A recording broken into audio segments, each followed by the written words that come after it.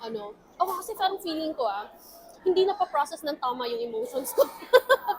Hindi na pa-process ng Ng tama yung... tama yung emotions. Okay. Kasi alam mo, working with the kids kasi, iba kasi yan sila eh. So, minsan syempre may makulit, may mabait, may, ano tawag to? Mabilis matuto, merong mas slow matuto, mga ganun. So, Yeah. iba-iba. Tapos, alam mo yung feeling mo na galit ka? Siyempre, magagalit ko. Hindi naman perfect ang teachers, di ba? So, parang magagalit ko dun sa isang bata. Pero hindi naman all throughout the lessons, galit ka eh. Yes. So, parang galit ka at one point, tapos, okay, kids, parang baliw ba? Ganun. So, minsan pagka nakikita ko yan sa iba kong co-teachers, natatawa ng baliw yung ginagawa na.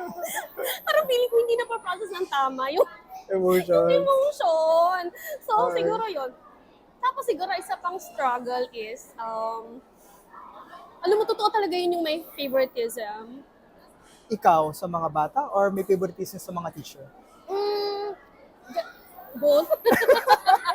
Alam mo yan, feeling ko kahit So, saan, were you meron the talagang favorite? favoritism. Are you the favorite?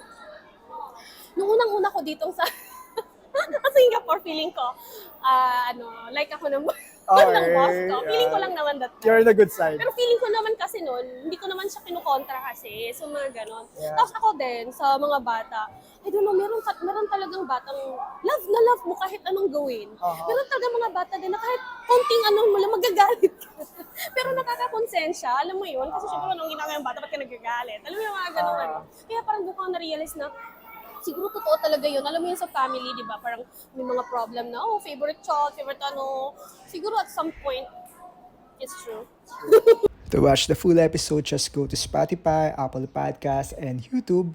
Just search Bienterview. Also, do follow me on all the social media platforms. Just search Bienvenido Marquez Baxal or Bien Viajero. It will truly help the channel grow. Thank you.